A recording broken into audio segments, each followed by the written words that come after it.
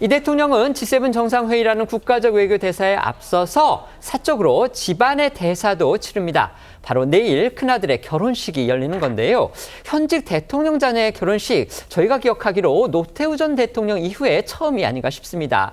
대선 전에 미리 잡혀있던 이번 결혼식 비공개로 열리고요. 가족과 가까운 지인만 초대됐다고 합니다.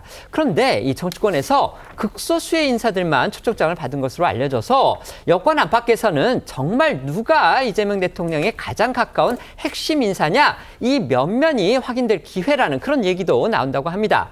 또 일부 언론을 통해서 모바일 청첩장이 공개가 됐는데 그 내용을 둘러싸고 또 논란이 일기도 했습니다. 네, 일부 언론 보도와 정치권에 따르면 이 대통령의 장남은 내일 서울 모처에서 가족과 가까운 지인만 초대해 비공개 결혼식을 올립니다.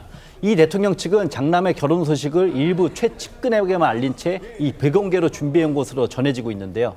그런데 최근 SNS 등에 이 모바일 청첩장이 확산되면서 이 결혼식 장소와 날짜 등이 알려진 겁니다. 이 공개된 모바일 청첩장엔 신랑 신부의 웨딩 사진은 없이 이름과 결혼 일시, 계좌번호, 참석 여부 확인란 등만 이 정보가 담겨 있습니다.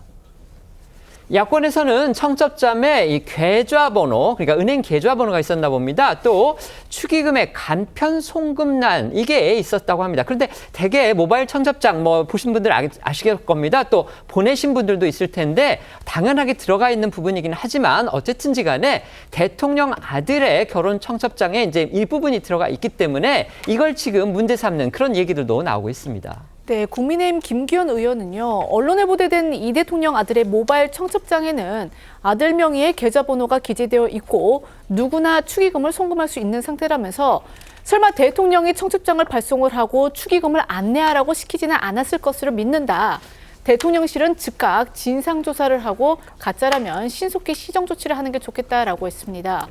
김 의원은요, 불법은 아니지만 대통령이라는 최고위 공직자의 도의적 처신으로서는 바람직하지 않다라면서 현직 대통령이라면 아들의 결혼 축의금은 받지 않는 것이 국민들에 대한 기본 예의라고 보기 때문이다라고 강조를 했습니다.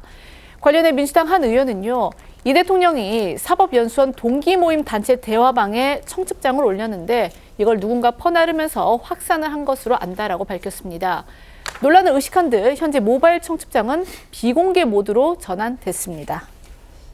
저희도 이 모바일 청첩장 받아보면은요, 거기에 이른바 이제 축의금을 좀 간편하게 주고받기 위해서 그런 내용들이 당연하게 들어가 있고요. 또 이미 보도가 됐지만요, 이번 결혼식은 이재명 대통령이 집권하고 나서 잡힌 게 아니고 한참 전에, 그러니까 대선 날짜가 확정되기도 전에 잡혔다고 합니다. 그렇기 때문에 이재명 대통령이, 그러니까 아버지 입장, 혼주인 입장에서 대통령이 될지 모르는 상황에서 잡혔기 때문에 당연히 그런 부분이 들어가 있지 않았나 그런 생각이 들고요. 그런데 그게 이제 삭제되지 않은 상태로 이렇게 공개가 되다 보니까 야당 일부에서 문제를 삼고 나왔다는 그런 생각도 듭니다.